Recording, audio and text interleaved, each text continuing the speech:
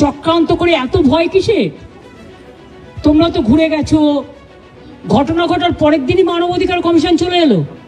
কই মণিপুরে তো যায়নি, 2 বছর ধরে গন্ডগোল হয়েছে।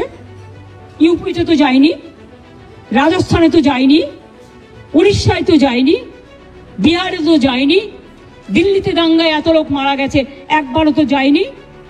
হঠাৎ কি হলো? পরের দিনই, ঠিক নোটবন্দির পরের দিন পেটিএম এর অ্যাডভার্টাইজমেন্ট বেড়েছিল, দেখেছেন? যদি আগের থেকে ঠিক না করা থাকতো তাহলে ভোরবেলায় বেরোলো কি করে, রাত 8টায় ডিক্লেয়ার করে?